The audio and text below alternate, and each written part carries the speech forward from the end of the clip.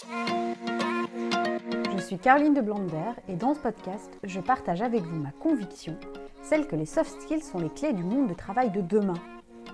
Je vous invite à plonger dans l'univers des soft skills et à découvrir comment elles peuvent vous aider à progresser, à croître, à vous épanouir et développer votre employabilité.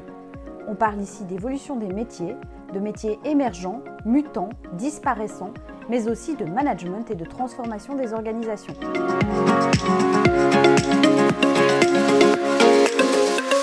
Bonjour Xavier, je suis ravie de t'accueillir aujourd'hui et je suis ravie qu'on puisse échanger sur l'intelligence artificielle avec l'expertise que tu as acquise au cours des dernières années au sein de Nobi.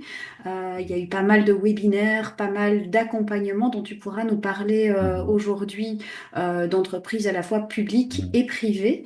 Et c'est chouette qu'on puisse se rencontrer pour à la fois aborder des questions à la fois liées aux obstacles, aux opportunités Mhm. qui sont liées à l'acquisition de l'IA, mais également à toute la dimension de management du changement. Mhm. Et tu as une méthodologie à nous proposer aujourd'hui. Donc merci Xavier d'être ici aujourd'hui.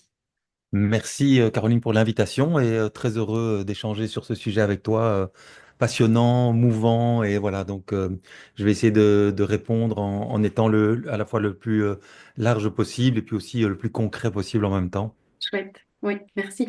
Avant de commencer et avant de rentrer peut-être dans le vif du sujet, j'aimerais un peu en savoir un peu plus sur ton parcours. Donc effectivement, tu es directeur de Nobic, tu as créé il y a quelques années maintenant, et tu es aussi auteur. Tu as écrit un livre qui s'appelle Réveiller les quatre héros intérieurs. Donc, et Oui. pas mal d'activités, je pense. Et donc, est-ce que tu peux nous en dire un peu plus sur toi, ton parcours, d'où tu viens et ce qui te fait vibrer en fait? Mais écoute, j'ai un parcours un peu atypique, hein, donc j'ai pas terminé l'école, donc je suis autodidacte et puis très jeune, vers 19-20 ans, ben, j'ai créé ma première euh, entreprise, on va dire Mhm. à l'époque, hein, donc voilà, avec un tout petit projet à l'époque de théâtre. Je rêvais de faire du théâtre, j'avais pas de diplôme, donc je pouvais pas vraiment postuler ou même faire une audition ou quoi. Donc j'ai créé ma première troupe de théâtre avec des amis, puis petit à petit un peu les hasards de la vie, sans business plan comme ça. On a été contacté à l'époque, Belliacom se lançait enfin c'était en fait à l'époque de la libéralisation hein, du marché des télécoms. Il cherchait à sensibiliser tout le personnel. Et donc on a été choisi après un appel d'offres pour faire une pièce de théâtre, donc du business théâtre, à travers toute la Belgique en 2 langues. Voilà, une aventure qui nous dépassait totalement. Et en fait, c'est là qu'est né mon métier. Donc j'ai découvert à ce moment-là c'était inattendu pour moi, le monde de la formation, le monde de l'entreprise, etc. Et puis voilà, c'est comme ça qu'est née l'entreprise, qui a fait du théâtre d'entreprise. Et puis en 98, on est passé sur le digital. Donc Mhm. c'était la première idée à l'époque, c'était de faire comme un petit journal d'entreprise sous forme vidéo à distribuer sur l'intranet. Les structures technologiques n'étaient pas du tout prêtes à l'époque, mais ça a donné Mhm. ce que Nobi fait aujourd'hui. Euh, de nouveau avec Belliacom, qui a été notre bonne fée et qui nous a à l'époque commandé un premier e-learning qu'on avait fait sur un CD-ROM. Donc voilà. Mhm. Donc l'aventure, c'est plus des rencontres et Ouais. un peu des hasards que des choses bien structurées et des business plans. Et donc on rencontre à ce moment-là ben, toujours le monde de la formation qu'on connaissait avant, mais avec une Mhm. dimension digitale qui m'a toujours passionné. Donc j'ai toujours été un peu geek. J'ai eu les premiers petits ordinateurs à l'époque qui ressemblaient plus à des grosses calculatrices. Mhm. Voilà, et donc quand arrivent ben, des nouveautés dans le monde digital, ça m'intéresse toujours. Et donc ben, j'ai eu un énorme choc, je pense, comme tout le monde, hein, en novembre 2022 avec la sortie Mhm. de ChatGPT. Donc ça, c'est un peu euh, la dernière vague. Ben, c'est comment associer tout le potentiel de ces outils à nos métiers, de la formation, du développement des compétences. Et peut-être qu'on va le voir ensemble, mais avec beaucoup d'opportunités, de choses qui changent, mais aussi beaucoup de questions, de bouleversements, de Oui. craintes, de savoir-faire qui vont être remplacés, hein, même Oui. dans nos métiers totalement. Hein, donc, c'est pas un Mhm. tabou chez nous. Il y a des pans entiers de notre métier qui sont remplacés directement par l'IA dès aujourd'hui, hein, pas demain ni Mhm. après-demain. Voilà. Et donc, c'est un côté passionnant parce que ça oblige à rester bien en éveil et Mhm. voilà. Donc, mon parcours un peu simplifié. Et Voilà. si tu devais te caractériser par un ou plusieurs talents, ce serait quoi un peu le petit truc en plus que, ou les petits trucs en plus que tu as?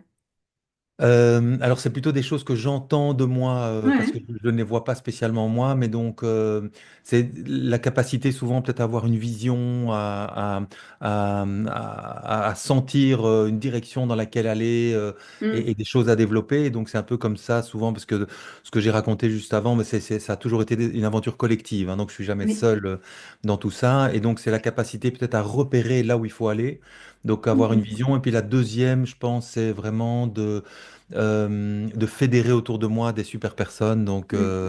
voilà, pour vraiment aller loin ensemble et construire des choses ensemble. Donc, je pense que je suis trop paresseux pour aller tout seul quelque part et certainement pas assez complet non plus. Et donc, voilà, je pense que mon deuxième talent, c'est de rassembler des personnes et puis d'insuffler sans doute de l'énergie constructive, de l'envie d'y aller. Mm. De l'élan. Donc, je pense que j'ai vraiment ce talent-là. Et donc, par contre, du coup, je pense que je suis un très mauvais manager. Donc, j'ai pas du tout la capacité de donner du cadre, de contrôler, Ouais. etc. Donc, j'ai vraiment besoin d'avoir à côté de moi des gens qui ont ces compétences-là de rigueur, d'organisation, de contrôle, etc. Moi, je suis plutôt dire, bah, tiens, je sens qu'il y a un truc là-bas, allons-y, hop, on y va Mm. tout. Et à Ouais. côté de moi, il y a des gens qui vont faire en sorte que ça se construise bien, que ça se structure bien. Ça, c'est intéressant ce que tu pointes, c'est vraiment la différence entre le leader et le manager. Alors parfois on a les deux, mais Ouais, effectivement c'est le leadership et l'inspiration, le fait de rassembler et en plus ouais. de rassembler partout autour du monde, hein, je pense, parce que c'est encore une aptitude en plus. Oui, c'est vrai, c'est vrai. Ça, c'est quelque chose que j'aime bien aussi, hein, le multiculturel, aller Ouais. découvrir d'autres manières de voir le monde, etc. Ouais, Mm. ça me, ouais, Ouais. ouais, je pense que voilà, j'ai vécu en Afrique quand j'étais petit et puis en fait, je suis arrivé en Europe quand j'avais 10-11 ans et en Mm. fait, bizarrement, j'étais un peu comme c'était une migration pour moi, donc j'ai découvert l'Europe avec des yeux extérieurs et je pense que j'ai toujours gardé ça de se dire ce qu'on croit être la réalité du monde à un endroit. Mm. euh, En fait, c'est très relatif, quoi. Ça dépend d'où on vient, etc. Et donc, Ouais, je ouais, pense que j'ai une tout à fait. curiosité. J'adore le Québec, par exemple. J'adore, enfin voilà, il y a des endroits où Mm. qui ont l'air de nous ressembler, mais qui sont différents. Et donc, ça, Ouais, c'est ouais. passionnant aussi, ouais. Mm. Et maintenant qu'on en sait un petit peu plus sur toi, sur ton Ouais. parcours et qui tu es, rentrons un peu dans le vif du sujet avec l'intelligence artificielle. Tu l'as dit, ça a été démocratisé, c'est arrivé dans le grand public en novembre 2022. Ici, on a maintenant quasi 3 ans de recul sur cette avancée technologique. Ouais. Et donc, il y a toute une série d'opportunités, mais aussi de menaces ou de dangers Mm. qui se posent avec la démocratisation de l'IA. Est-ce que tu pourrais nous en dire un peu plus sur soit les dangers, soit les opportunités, si tu as envie de Ouais. commencer par le négatif ou plutôt le positif Écoute, les deux sont super importants, donc peut-être je vais prendre peut-être un peu à rebrousse-poil hein, ce qu'on entend de manière Mm, générale. Si je peux, en fait, il y aurait deux parties. Il y a l'entrepreneur en moi qui est passionné par la formation, voilà, le développeur de projets, etc. Là, je suis fasciné. Je trouve ça génial. Je l'utilise tous les jours, tout le temps. Hein, donc, mm, plusieurs. Enfin, c'est dans mon quotidien. C'est comme Word, quoi. Hein, donc, mm, à une époque, on écrivait à la main, à la machine, et puis on a découvert Word. Voilà, tout le monde utilise Word ou un équivalent. mm, Aujourd'hui, l'IA, pour moi, c'est devenu ça. Donc, c'est un outil comme d'autres outils, comme Excel, etc. Donc, j'utilise tout le temps et c'est extraordinaire et je vais y revenir. Et alors, j'ai l'autre casquette qui est un peu le citoyen ou le père ou oui, ou simplement, j'ai aussi une âme un peu, je crois, écologiste, et donc, oui, où là, clairement, l'IA pour moi m'inquiète, et je dirais même plus, c'est une mauvaise nouvelle pour l'humanité, je pense. Ça, c'est le fond du fond. Si je pouvais revenir en arrière et que j'avais l'énorme pouvoir au monde de me dire, on arrive à la bifurcation, à un moment de dire, il y aura de l'IA ou il y aura pas, je pense que l'humanité se serait portée mieux si on n'avait mm, pas découvert l'IA. Maintenant, c'est plus une question, voilà, ça c'est un rêve, une utopie. Elle est là, il faut faire avec, et donc on est obligé vraiment de l'embarquer. Et si on n'y va pas, voilà, c'est comme dire aujourd'hui, toi tu rédiges un livre, s'il n'y avait pas Word, c'est quand même un autre projet, quoi. La machine à écrire avec du typex, la tchic ou à la main, mm, c'est voilà, d'autres l'ont fait avant nous, hein, mais ça existe, mm. mais c'est autre chose, quoi. On ne parle pas du même temps, etc. Donc aujourd'hui, il faut y aller, c'est sûr, et il y a un côté très enthousiasmant quand on y va. Mais donc j'ai vraiment ces deux. Alors, ce qui me fait le plus peur quelque part dans l'IA, c'est l'idée de dire, un peu comme aujourd'hui, je me souviens quand j'étais petit, qu'on partait en vacances, mes parents, ils avaient une carte routière, on s'arrêtait, Mm. on regardait si on allait dans la ville, et puis les GPS sont arrivés. Aujourd'hui, on a Waze, etc. Et donc, quelque part, on a perdu la capacité de lire une carte parce qu'en fait, on n'en a plus besoin et c'est OK. Comme le calcul mental remplacé par les calculatrices. Et donc, l'IA, c'est qu'un plus, quoi. C'est au carré ou au cube, c'est-à-dire que la connaissance est illimitée, directe. Et même aujourd'hui, on parle de l'art du prompt, ça reste important, mais aujourd'hui, moi, je suis avec mon smartphone ici et puis je fais beaucoup en vocal, quoi, hein. Donc, Ouais. par exemple, je suis passionné de permaculture et je suis dans mon jardin avec ça et je demande, tiens, quel espace entre les plants de trucs, quelle profondeur, est-ce que c'est trop tôt? Je lui fais une photo en montrant, tiens, ça, c'est quelle Mm. maladie, etc. C'est une connaissance avant, je sais comment j'aurais fait, quoi, hein. Donc, j'aurais pu faire Mm. Google, etc. Mais voilà. Donc, il y a un accès immédiat à toute la connaissance. Et donc aujourd'hui, je n'ai pas besoin d'un coach à côté de moi ou d'un expert en permaculture, je l'ai là instantanément, etc. Donc il y a plein de choses comme ça qui vont, cet accès à la connaissance va poser la question de pourquoi est-ce que je devrais encore, par exemple, m'instruire, pourquoi est-ce que je devrais faire un cursus universitaire de plusieurs années, etc. Alors, et je dis pas ça parce que je suis autodidacte, parce que Mm. je ne prône pas du tout ça comme un modèle, hein, c'est même plutôt compliqué. Donc, pour nos enfants, pour les jeunes et pour la génération d'après, on pourrait même se poser la question, en fait, pourquoi est-ce qu'on devrait continuer à savoir lire et écrire? Mm.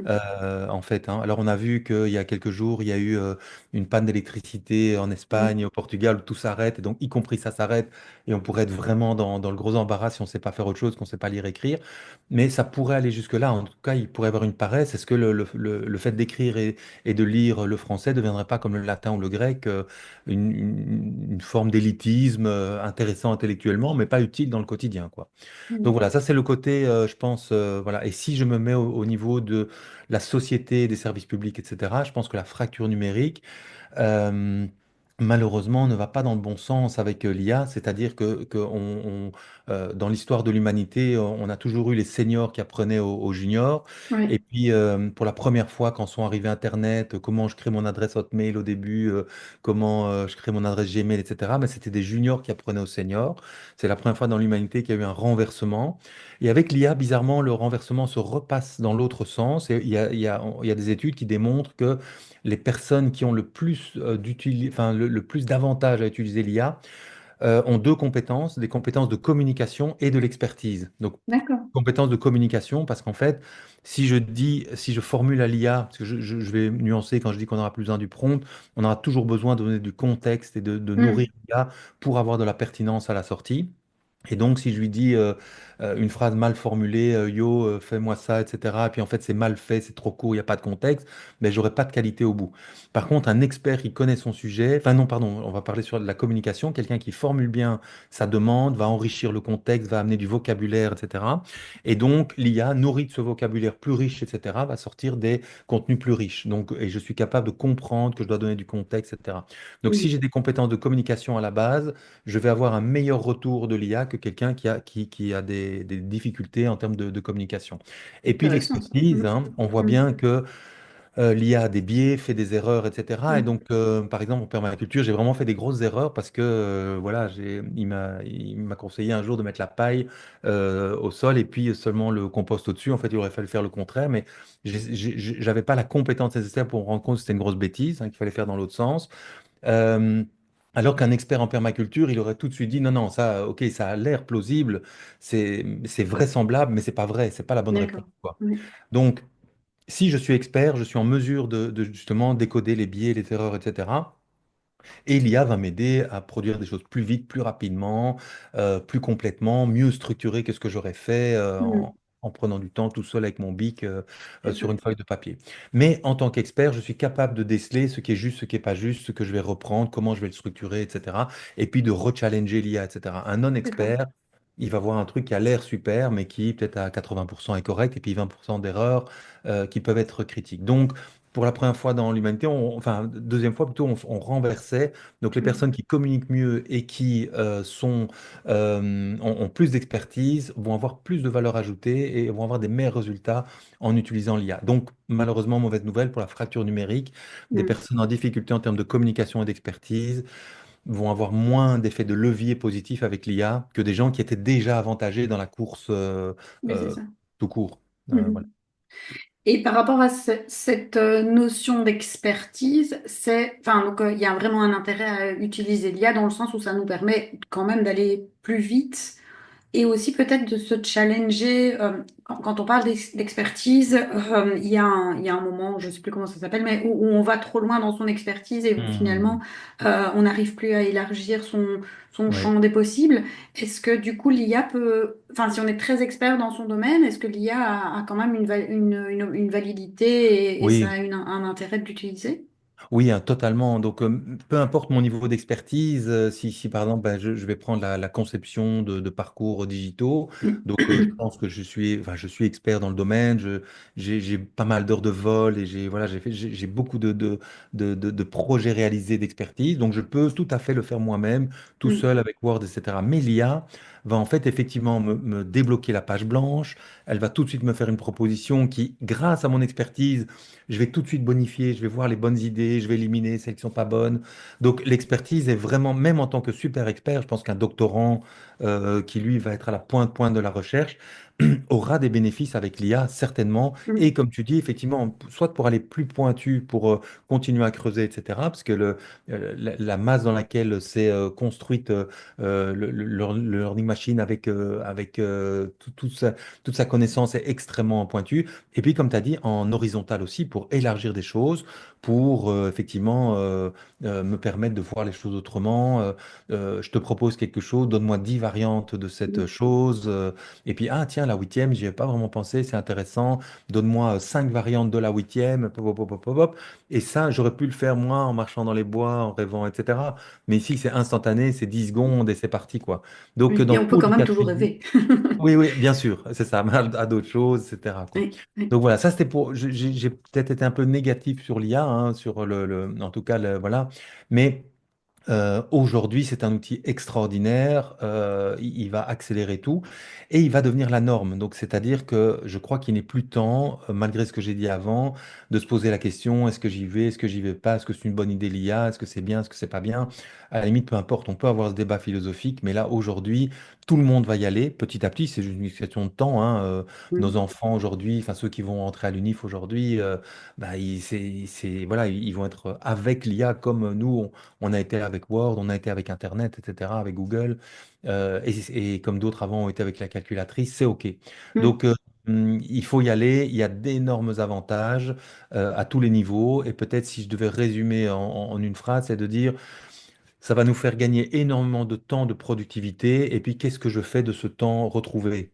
oui. Est-ce que du coup, je vais l'utiliser à des tâches à plus grande valeur ajoutée pour moi, de vision, de réflexion, etc. Est-ce que je vais simplement l'utiliser en me disant, bah, tiens, je fais d'autres choses que j'avais pas le temps de faire? Est-ce que je peux être plus dans les relations, etc. Mm, Donc voilà, on pourrait dire, tiens, avant, on faisait 2 heures de réunion pour faire quelque chose avec 5 personnes. Aujourd'hui, on pourrait en 20 minutes faire quelque chose avec l'IA qui est soumis en 30 minutes au groupe qui prend des décisions. Et puis, mm, on retrouve 1 heure pour faire autre chose ensemble. Donc c'est ça. Mhm. voilà. Ouais. Il y a ça, il y a ce gain de temps, mais il y a aussi cette notion d'accélération. Enfin, il y a un peu Ouais. les deux. Tu l'as évoqué tout à l'heure en disant quand on est passé de la machine à écrire à Word, Mhm. il y a eu une forme d'accélération. Ce qu'on Ouais. constate aussi à l'heure actuelle avec l'IA. Et elle va peut-être dans le sens où on fait plus. Enfin, ça dépend Ouais. des gens, mais il y en a qui Ouais. ralentissent en se disant, ben, justement, je gagne du temps, donc Mhm. je vais l'employer à Ouais. ralentir, c'est-à-dire à poser davantage de vision, de Mhm. réflexion stratégique, etc., qui sont uniquement des choses, je pense, qu'on peut faire quand on est Ouais. plus dans ce qu'on appelle le cerveau diffus, hein, où on se Ouais. laisse le temps de respirer, peut-être comme tu le disais, Mhm. d'aller promener dans les bois et de réfléchir un peu plus. Mhm. Mais il y a aussi cette accélération et cette immédiateté qu'on constate. Je sais pas Mhm. si toi tu le constates par ailleurs, c'est un peu cette dichotomie dans le Ouais. temps et l'IA. Oui. Je pense que les outils digitaux, hein, comme simplement, ben, on se souvient, voilà, l'arrivée des moteurs de recherche qui permettaient de Mm, rechercher les choses beaucoup plus rapidement. Il y a des moments où je ne devais plus aller peut-être à la bibliothèque chercher un mm, volume, etc. Voilà. Et donc, effectivement, on pourrait se dire, je pense qu'on n'a pas du coup été se promener dans les bois à la place, on mm. a produit plus. Oui, c'est Voilà. ça. Et Mhm. l'IA va faire exactement la même chose. Et donc, du coup, le petit danger que je vois, c'est que en fait, à nombre d'heures de travail égal par rapport à une personne dans une organisation, on va en entendre plus, on va en attendre plus parce C'est que ça. on se dit, ben, c'est normal que tout le monde utilise l'IA. Projetons-nous dans 5 ans, hein, Mm, quand ce sera voilà, un outil parmi d'autres bien intégré. On va se dire, ben, dans le traitement d'une tâche, par exemple, hein, je ne sais pas si on va dire, par exemple, le traitement RH, on va screener des CV, par exemple mhm. une époque où un humain devait le faire. Je sais pas combien, je ne suis pas du métier, donc je sais pas combien on peut qualitativement screener de CV en 1 heure. Mais Alors, il si on paraît que arrive, c'est un oui, chiffre très limité parce que enfin, j'avais vu des statistiques comme quoi les recruteurs consacraient en gros à ce qui est CV et lettres de motivation quelque chose comme l'ordre d'une minute. ah ouais, Donc, c'est non, pas ouais, c'est c'est ça. c'est pas Ouais, très représentatif. Mais c'est effectivement, on ça. pourrait le déléguer à l'IA. Ouais, Euh, ouais. Ou par exemple, alors quelque chose qu'on sans l'IA qui va prendre du temps, c'est rédiger une offre d'emploi, par exemple, tu oui, vois. oui, Et voilà. Et donc et se dire bah tiens, je vais la poster sur LinkedIn, je vais faire un c'est ça. post, donc je rédige mon donc ça c'est du temps et donc si on veut que Mhm, ce soit qualitatif et donc là l'IA donc en une journée, je sais pas combien j'en fais, avec l'IA, on va attendre que j'en fasse beaucoup plus quoi hein, parce oui. que j'aurai Mhm, voilà, je peux même lui donner des documents sur des fiches de mission, des fiches de poste, etc. Et en mhm, fonction de ça, de ce qu'il connaît comme contexte de mon organisation, il va me générer l'offre. Voilà. Et donc ça existe hein, déjà aujourd'hui. Et c'est facile à mettre en place. Ça peut se faire avec des outils gratuits comme ChatGPT, Copilot. mhm, Donc dans ChatGPT, on va créer un projet, puis on va le nourrir et il va se nourrir de toutes les offres précédentes. Voilà. mhm, Donc mhm.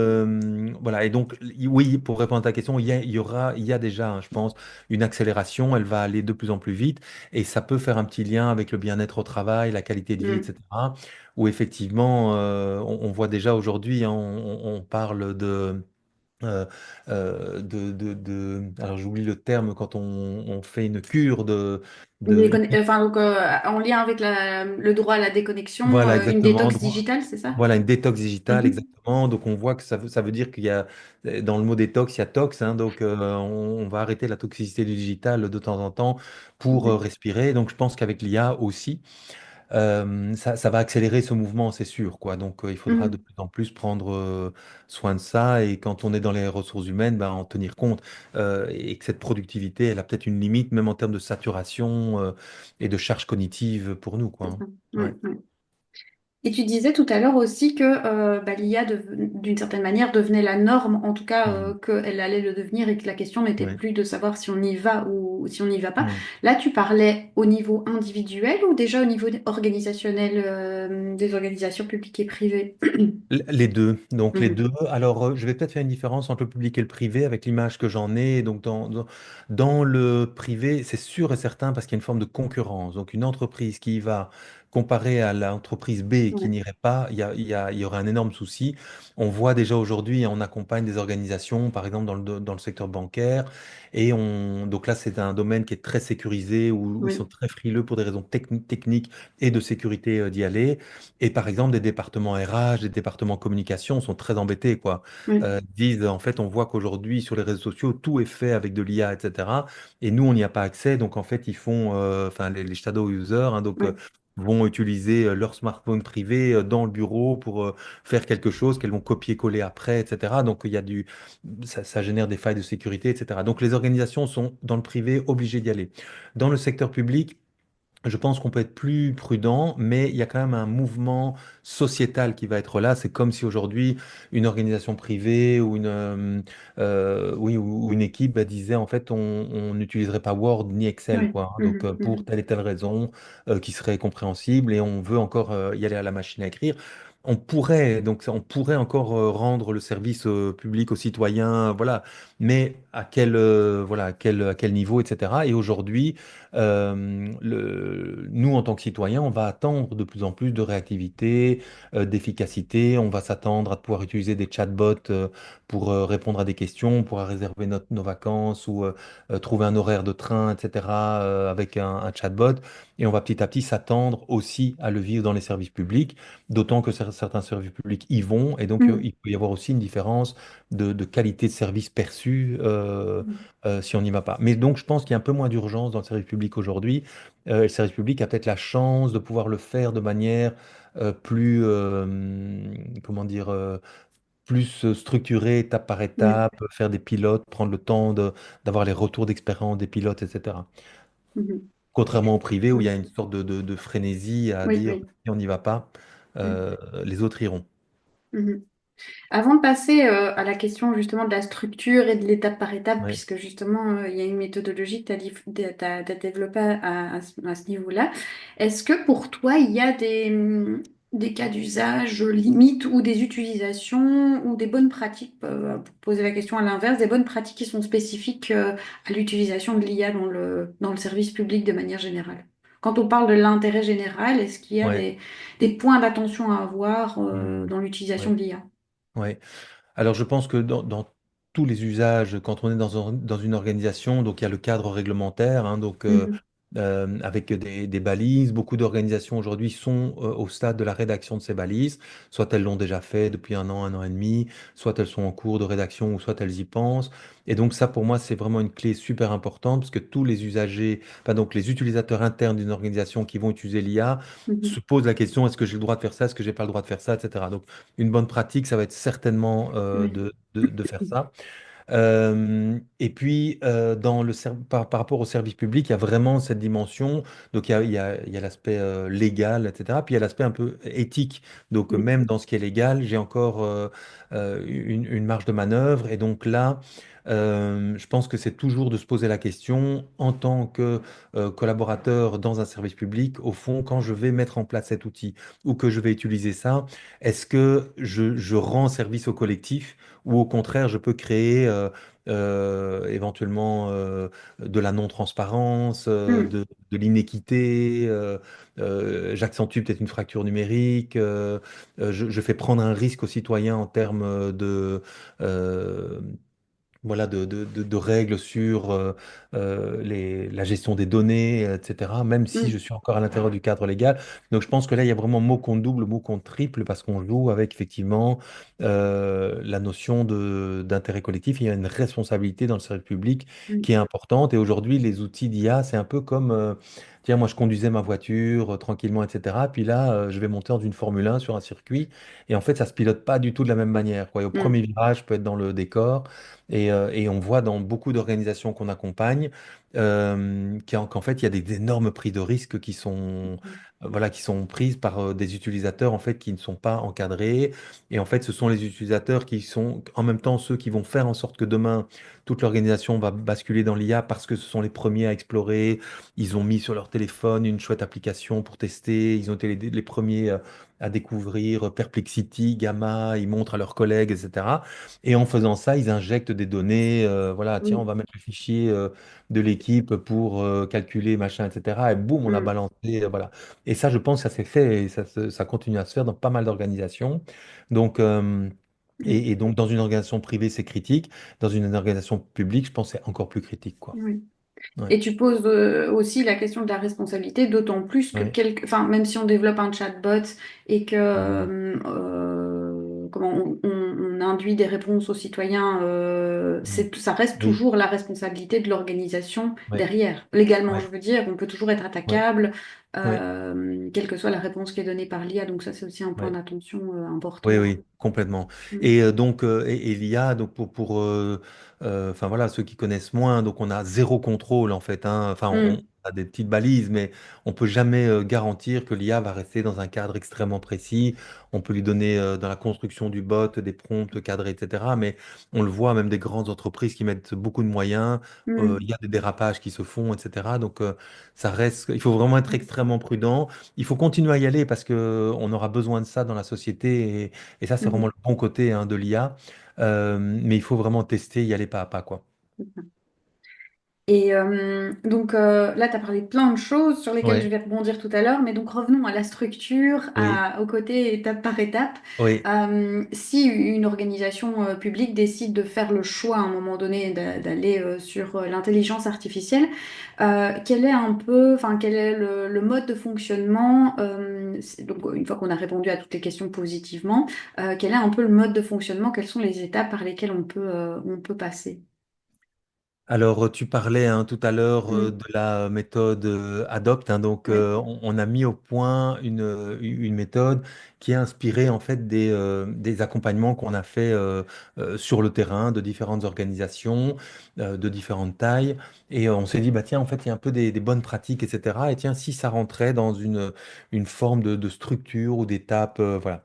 Donc certaines sur lesquelles on a contribué nous, on a travaillé, puis d'autres simplement qu'on a vues. Et on s'est Mm. dit, tiens, c'est des bonnes idées, on a rassemblé tout ça. Et alors, quand je dis on, c'est, tu vois, tout ce qu'on développe maintenant, il y a toujours de l'IA dedans, hein. Donc, Mm. typiquement, cette méthode, à un moment, on rassemble des idées et puis on travaille en échange avec l'IA. Et puis, à un moment, ça donne quelque chose, on Mm. l'adapte, etc. Donc, je dis ça pour dire il y avait peut-être un moment, une petite gêne à dire, tiens, j'utilise l'IA quand je développe Mm. quelque chose. C'est comme aujourd'hui, il n'y a plus de gêne de dire que j'utilise Word, quoi, hein, et que D'accord, j'écris oui, partout à oui, la oui, bien main. sûr. Mm. On y sera, donc j'ai autant accentuer ce mouvement. Mm. Voilà. Est-ce que je peux partager mon Oui, bien écran? sûr. Voilà, et donc, hop, je vais voilà, envoyer une demande. Voilà. Super, merci. Voilà, et j'y vais ici. Voilà, donc là, on est sur notre site internet et donc sur la page où on présente la méthode Adobe. Je vais la survoler rapidement et puis je vais donner des exemples concrets. Voilà, donc sur euh, ce qu'on peut faire à chacune des étapes. Donc, la méthode ADOPT, donc c'est les acronymes hein, ADOPTE. Donc, du coup, l'idée, c'est accompagner, définir, organiser, préparer, transmettre, étendre.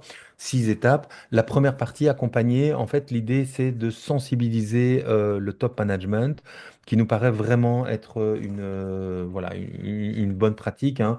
Dans les pouvoirs locaux, on parlait des directeurs généraux. Mhm. On parlait aussi d'utilisateurs sur le terrain qui utilisent l'IA. On peut imaginer que dans une organisation, peu importe la taille, on ait des gens sur le terrain qui soient tout de suite sensibilisés, qui ont découvert ChatGPT début 2023, qui l'utilisent au quotidien, et une direction qui en fait en a entendu parler, regarde des sujets à la télévision, etc., mais en fait ne s'en est jamais emparé, voit leurs enfants ou leurs petits-enfants l'utiliser. Ils ont déjà vu des démos et tout, mais on ne mesure pas tout ce que ça peut apporter, les enjeux, ni ce que ça représente techniquement, ni les risques liés, etc.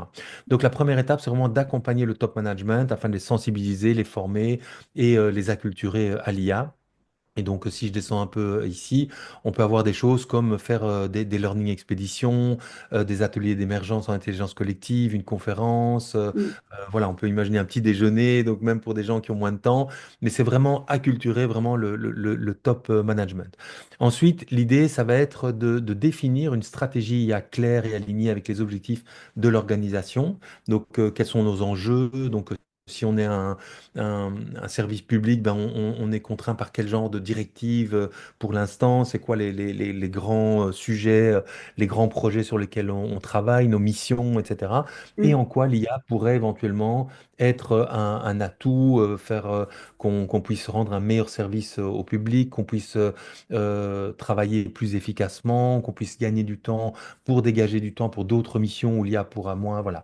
Donc c'est vraiment essayer d'avoir une cartographie générale qui nous donne une stratégie claire. Ensuite, il Et faut organiser tout ça. Ouais. oui, et j'allais juste te Dites-moi. Oui, demander cette définition et cette clarification, elle oui. vient du top management et donc de ce qu'on appelle, entre guillemets, dans les pouvoirs locaux, les codir, ou elle peut se faire aussi de manière collaborative avec les collaborateurs, les agents, etc. Très bonne question, évidemment, hein. Donc, nous, on va avoir ça sera mieux si on peut le faire de manière collaborative et avec de l'intelligence collective et de l'émergence. Dans la réalité, bien souvent, à cette étape-là, ça vient plutôt d'en haut. Mhm. Mais si je pense ça vient d'en haut souvent parce qu'il y a un sentiment d'urgence par rapport à l'IA et Oui. qu'on peut aller vite et que l'intelligence collective parfois prend un peu plus de temps. Mhm. Par contre, c'est effectivement, ça serait super, hein, à ce moment-là. Voilà, de pouvoir faire remonter tous les départements de l'organisation. On va y travailler un peu plus bas avec toute l'organisation. Ici, on est plutôt vraiment dans les grandes lignes, donc vraiment la D'accord. stratégie Mm. macro au-dessus. Et donc, donc voilà, on fait ça sous forme d'atelier, hein, vision, étapes clés, les défis, les obstacles, les moyens, l'organisation, les méthodes, la communication. Donc, on est déjà on imagine quelque chose. Il faut après organiser tout ça. Et là, quand on accompagne des organisations, ben on va les aider à créer et à animer des groupes de travail dédiés à l'IA pour Mhm. organiser son intégration. Et c'est plus à cet étage-là, l'étage juste après, qu'on va travailler plutôt en intelligence collective, en incluant tout le monde, Mm. autant le management que l'IT, que la communication, les RH, le terrain, les différents départements.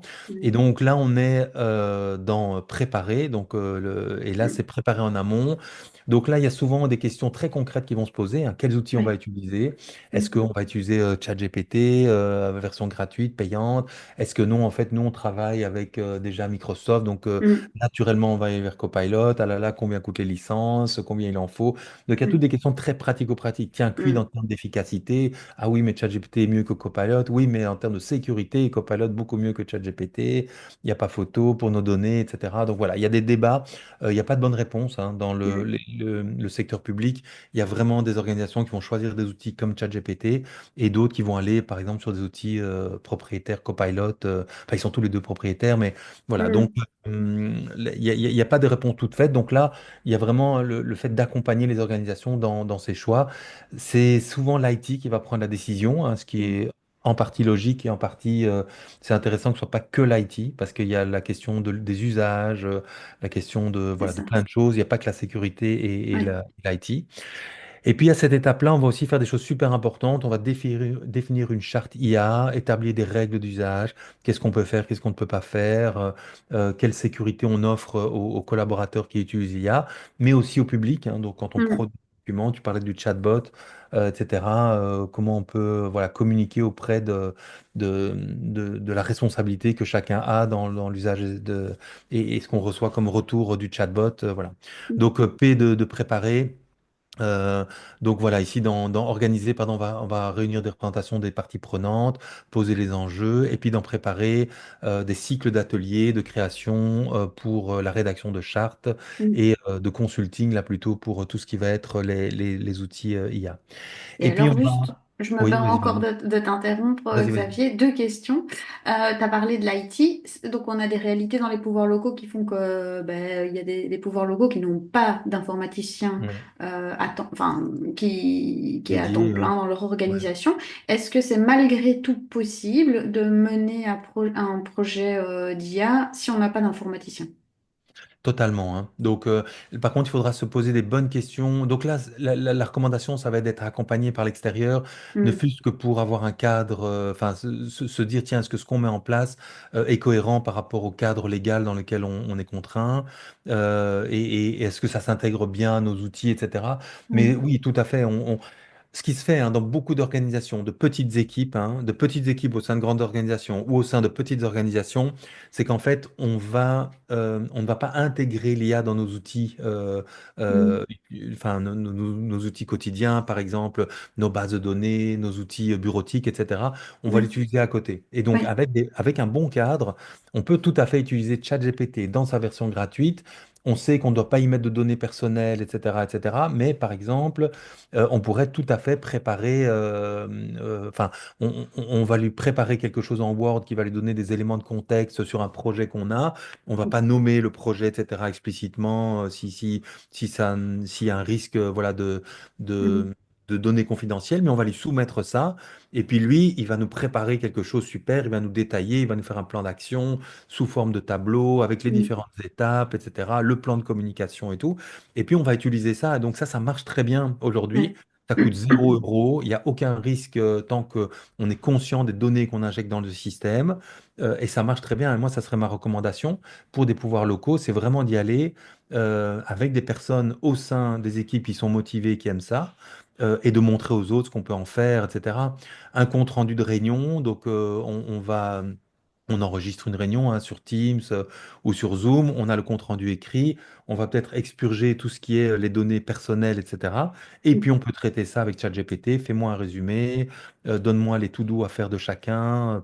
Donc on peut gagner déjà beaucoup de temps avec des outils gratuits aujourd'hui, simples à utiliser. La courbe d'apprentissage est presque nulle, hein. J'ouvre ChatGPT, je télécharge mon compte rendu, je fais un micro-prompt, donne-moi un compte rendu, enfin rédige-moi un compte rendu en mettant en avant les tâches à réaliser, pour qui, par qui, pour quelle date, etc. Temps d'apprentissage 5 minutes, je montre à un collègue, il est autonome. Donc voilà, donc l'IA, il y a la porte d'entrée, la première peut être extrêmement simple. Mm. Après, si on est dans une organisation plus grande, qu'on voit plus long terme et tout, il faudra se poser les questions de l'intégration, de la Ouais. sécurité, etc., du traitement des données, et on part sur d'autres projets. Mais donc, parce qu'on se dit, oh là là, une méthode en 6 étapes, nous on est une équipe de 5 personnes, Oui, ça paraît beaucoup. En fait, oui. ça marche Mm. et ça peut aller très vite, quoi. Oui, oui. J'avais justement, bah, tant que tu dis ça peut aller très vite, j'avais justement une question. Quel est le temps le plus long que tu as pu observer dans la méthode d'une organisation qui aurait mis en œuvre la méthode Adopt, le plus long et le plus court, enfin, ou la moyenne Ouais, finalement du temps que ça peut ouais, mettre pour que on puisse se faire une idée aussi du timing que ouais. ça peut représenter. Ouais. Alors ici, moi, je vais avoir un biais, c'est qu'on a accompagné plutôt des grandes Ouais, ouais. organisations. Donc, je dirais le temps moyen pour voilà, déployer le tout, 6 à 9 mois, quelque chose comme ça, Mhm. ça serait moyenne. Dans une plus petite organisation, on pourrait se dire en 2, 3 mois, on y va et Mhm. on avance. Et en fait, on n'a pas non plus assez de recul pour répondre complètement à cette question parce que la majorité des organisations qu'on accompagne sont encore dans le processus. Mhm. Donc voilà, il y a transmettre, hein, on va le voir, et Ouais, étendre.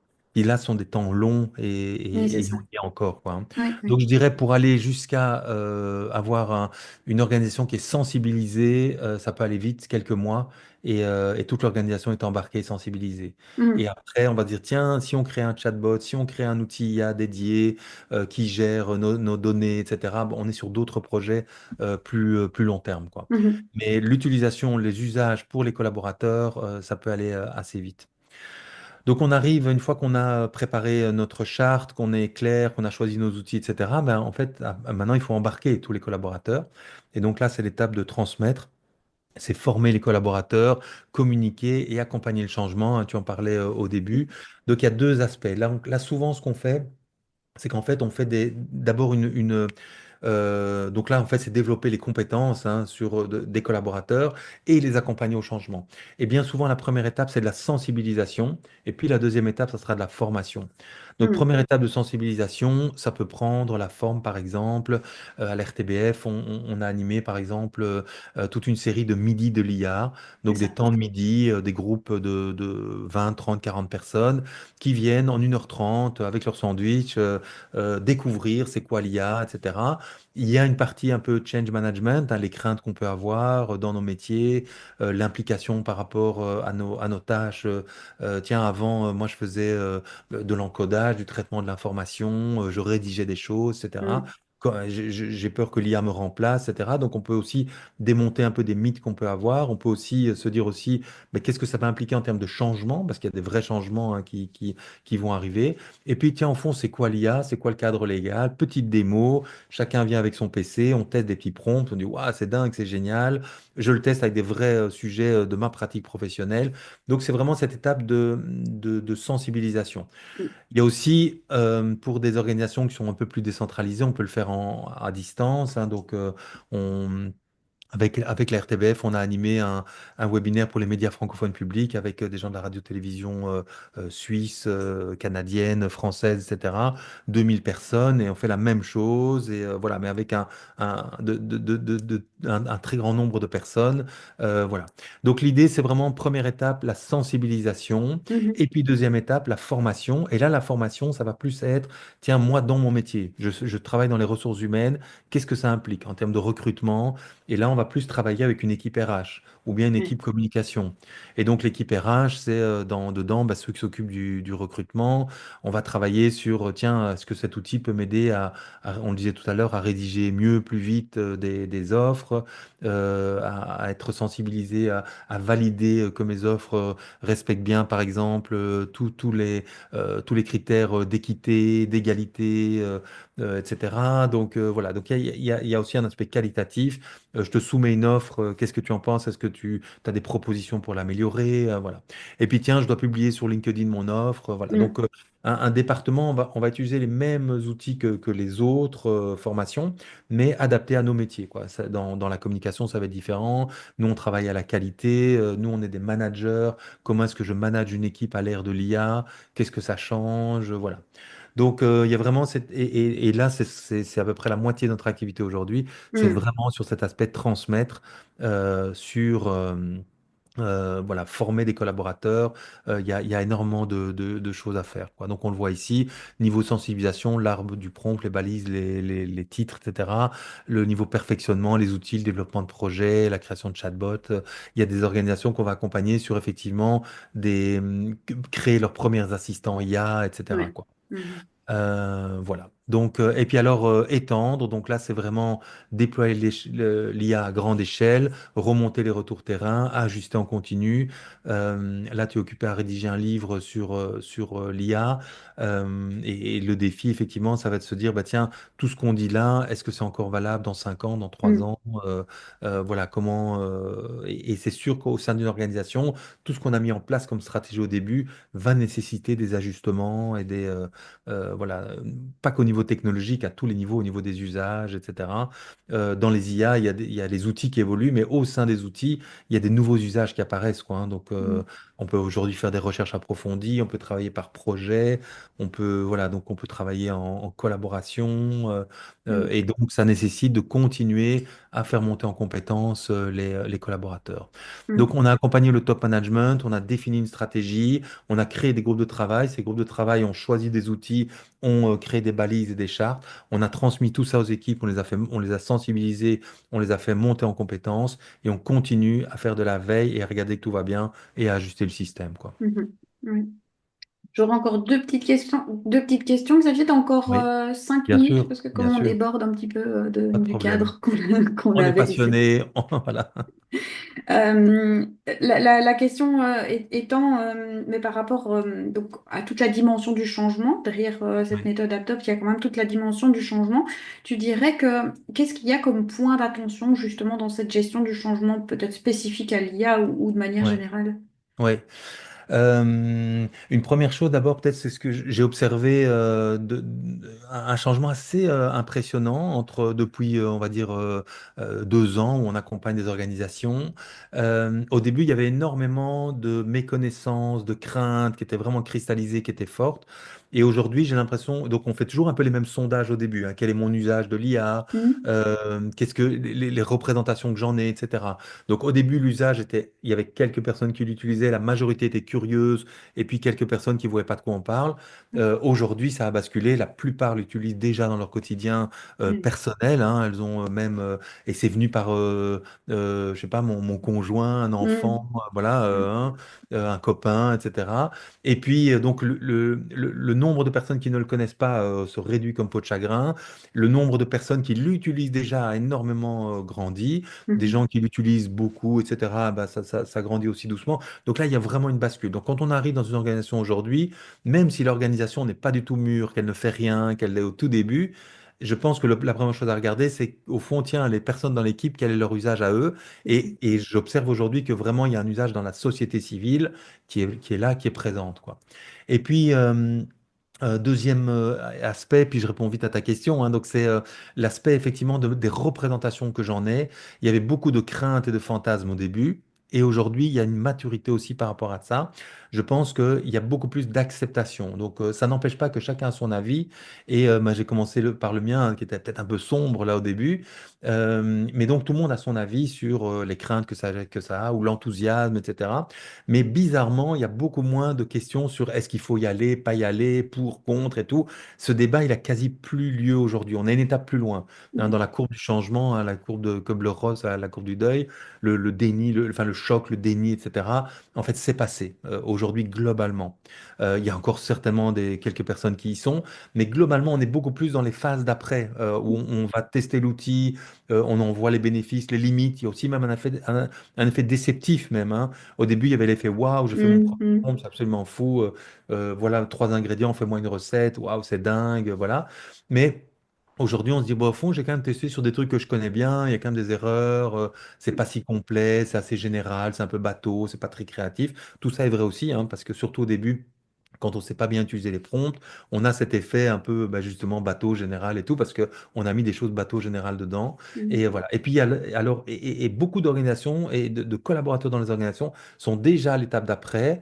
Il y a des personnes qui leur montrent que, bah, en fond, utilise ce prompt de cette manière-là, donne-lui des éléments de contexte, demande-lui de te poser des questions avant de répondre, Mhm. etc. Waouh, waouh, waouh, et on monte encore en compétences. Donc, par rapport au change management, aujourd'hui, on a plus de maturité vraiment qu'il y a 1 an et qu'il y a 2 ans. Et on est dans des phases où les questions sont plus concrètes. Donc, elles sont plus dans l'aspect qu'est-ce que je risque avec ça? Voilà, c'est pas est-ce qu'il faut y aller, est-ce que c'est bien, est-ce que c'est mal, mais on est plus on n'était pas dans le est-ce qu'il faut, il faut pas, on est dans le comment. Mhm. Et donc, le comment, c'est j'ai des questions très concrètes. Tiens, en termes de droit d'auteur, ça se passe comment si j'utilise ceci, etc. Est-ce que je peux utiliser dans le public, par exemple, je vais éditer un document sur notre site internet, je l'ai fait avec l'IA, est-ce que je dois indiquer que c'est fait Mhm. avec l'IA ou pas? Voilà. On est Mhm. sur beaucoup plus aujourd'hui des questions plus concrètes. Et on a quand même une courbe de Gauss normale avec des gens hyper qui, dès 2022, découvraient ChatGPT, le Mhm. testaient, hein, la pointe du crayon. Et puis on a de l'autre côté la gomme avec des gens qui encore aujourd'hui disent, et ça existe hein, dans toutes les organisations, moi je n'utiliserai jamais l'IA, c'est une catastrophe, ça va nous remplacer, je ne veux pas contribuer à ce système-là, etc. Mais j'ai l'impression que ces deux éléments se réduisent et que la majorité au milieu, la courbe de Gauss, ce sont des gens qui ont déjà testé, qui sont curieux, qui voient le potentiel et qui du coup sont dans des questions beaucoup plus concrètes et Mhm. pragmatiques que ce qu'on avait avant. Donc le change management était hyper prégnant il y a 2 ans, c'était Mhm. critique. Aujourd'hui, je pense que ça l'est alors, ça serait moche de dire ça l'est moins. On doit accompagner plus loin dans la courbe du changement. Oui, c'est ça. On est Mhm. plus sur rassuré sur le comment, etc. Par contre, dans tous les cas, quoi que vous fassiez, dès que vous êtes sur un projet IA, au sein d'une petite équipe de 3, 5, 10 personnes, au sein d'une beaucoup plus grande équipe ou au sein d'une organisation, commencez par sonder effectivement où Mhm. en sont les personnes, quels sont votre niveau d'usage et quelles sont vos perceptions. Et commencez par là. Parce que si vous êtes tout de suite sur l'outil, le comment, on va faire ça, Oui. etc., même s'il n'y a que 10-15% de personnes qui sont en résistance, qui sont en difficulté, qui sont dans le déni, qui sont même en souffrance éventuellement, et qu'on n'en tient pas compte, Mhm. ça va être très Mhm. compliqué pour l'organisation d'embarquer tout le monde. Et pour ces personnes-là, on accentue leurs difficultés et leurs défis, quoi. Oui. Ouais. Et Mhm. éventuellement leurs souffrances. Super intéressant. Ouais. Ouais. Merci. Et donc, tu as parlé justement du comment, et ma dernière question elle est liée Ouais. entre guillemets à ça aux usages notamment. Tu as parlé de deux ouvrages, deux usages pardon, tout à Ouais. l'heure, le fait que par exemple un RH pourrait utiliser l'IA générative grand public pour Ouais. faire des offres d'emploi attractives. Ouais. Tu as parlé aussi des comptes rendus de réunion et de l'extraction de Ouais. to-do tout en rendant confidentiel Ouais. des données. Pour toi, donc ma question est la suivante, Mhm. pour toi, ce serait quoi le meilleur usage que tu peux avoir de l'IA? Moi, à titre Tu alors devais- perso, du coup, Oui, toi, ouais. si tu devais un peu aussi te mettre dans la Ouais. peau de nos Oui. managers Oui. et RH, ce serait Oui. quoi, si tu n'en retenais qu'un finalement, Oui. ce serait quoi? Oui. Il y en a plein qui me viennent, donc j'ai peur de dire un. Je vais dire un Bon, allez, parmi tu les peux en autres. dire deux si tu veux, si Voilà, t'as le c'est temps. ça. Oui, c'est ça. Donc, alors, avant de répondre à la question, je vais te dire, hein, dès que je dois commencer quelque chose de nouveau que j'ai plus fait depuis longtemps, mon premier réflexe aujourd'hui, c'est de me demander comment l'IA peut m'aider. Et bien souvent, il y a toujours un moyen auquel je n'avais pas spécialement pensé. Je te donner l'exemple de mes tomates ou mes choux-fleurs tout à l'heure, j'aurais pas pensé à ça au début. Mais à un moment, je me dis, tiens, je suis devant ma situation. J'ai une question que je me pose. À un moment, Mm, j'aurais été chercher sur Google, etc. Est-ce qu'aujourd'hui, l'IA peut remplacer ou peut... Voilà. Donc, donc en méta, c'est-à-dire que j'ai l'impression aujourd'hui que chaque semaine, je vais découvrir un, deux, trois usages auxquels je n'avais pas pensé avant. mm, Parce que chaque fois que je me dis, mais au fond, chaque fois que je l'ai utilisé, ça m'a vraiment fait gagner du temps, de l'efficacité, même parfois du plaisir, de mm, la créativité, etc. Ça m'incite, c'est une roue vertueuse, quoi. Donc, avant de donner un usage, c'est de dire amusez-vous, testez, dès que vous posez une question, essayez avec l'IA voir ce que ça donne. Posez-lui la question naïvement. Et aujourd'hui, en plus, installer ChatGPT sur votre mm, téléphone en version audio, c'est absolument mm, dingue, quoi. C'est immédiat. Et peut-être, boum, il tombe à côté de la plaque, ça répond pas à la question. J'oublie, c'est pas grave. Mais je pense franchement, mon feeling, c'est que 4 fois sur 5, vous allez être surpris mm, positivement et ça va vous donner une réponse inattendue. Et puis dans ChatGPT, il y a chat, hein, et donc c'est vraiment le côté de mm. dialoguer. Donc, tu Oui. poses une question et puis ça te fait penser à quelque chose, tac, tac, tac, voilà. Donc, c'est pour dire que je vais peut-être en donner un comme ça ou deux, mais en fait, il y en a 1000 que vous allez créer et amusez-vous. Et le côté audio peut être une très bonne porte d'entrée pour vraiment y aller, quoi. Voilà, donc par exemple, un usage en RH que je trouve vraiment super, c'est la préparation d'un entretien. Donc, je suis manager, je vais avoir un entretien un peu compliqué avec un collaborateur et je vais donner des éléments de contexte à l'IA et en lui demandant est-ce que tu peux me préparer une structure d'entretien avec tel et tel objectif, l'objectif étant que chacune des parties se sente entendue, qu'on arrive à un accord, qu'on réconcilie des points de vue. Enfin voilà, donc je vais prendre un exemple de gestion des conflits ou un entretien difficile, Mhm. voilà, de cadrage, de recadrage ou de situation d'un conflit au sein de l'équipe, etc.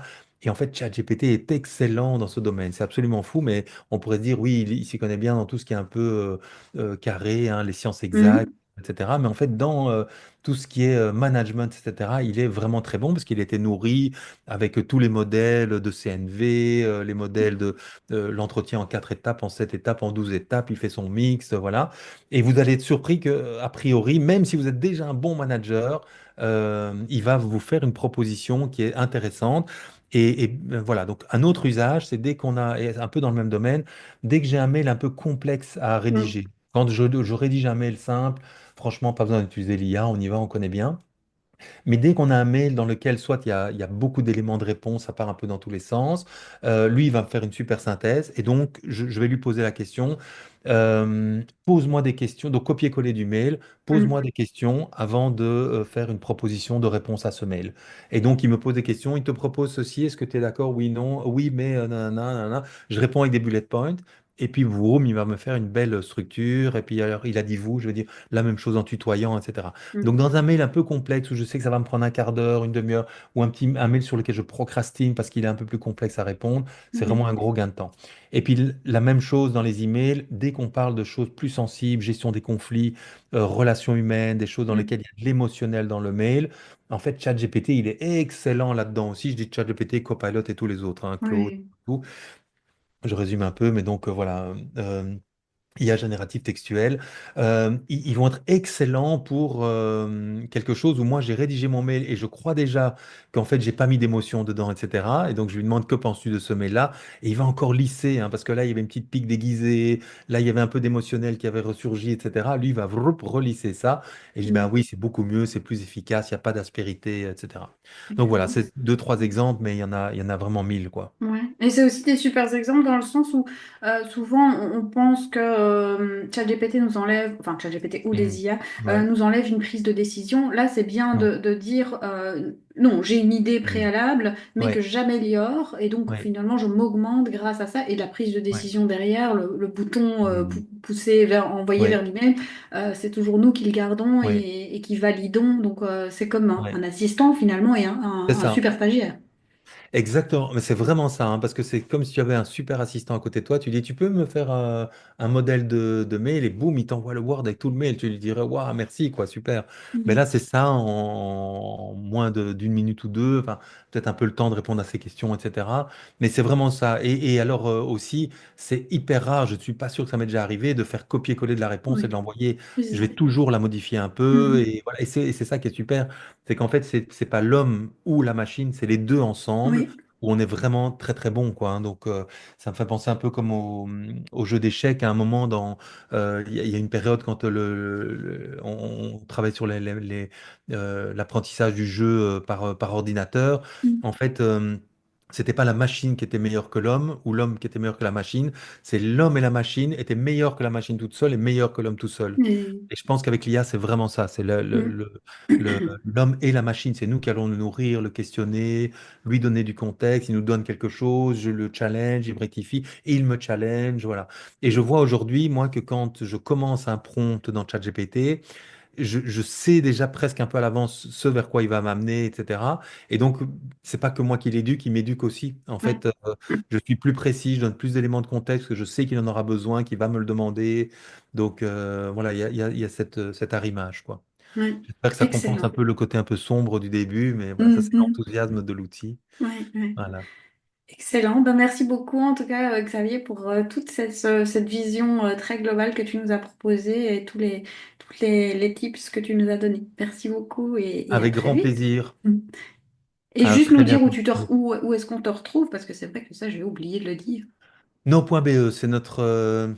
C'est en même temps, D'accord. Je mettrai voilà, le lien. on trouve tout. Mm. La méthode Adopt, par exemple, si vous voulez aller plus loin, donc Ouais. dans no.be, Adopt, et vous retrouvez ce que je vous ai montré tout à l'heure. Mhm. Voilà. Et là, si on veut me retrouver, page contact, et je lis les emails qui sont envoyés là. Super. Merci beaucoup Xavier. Merci à toi.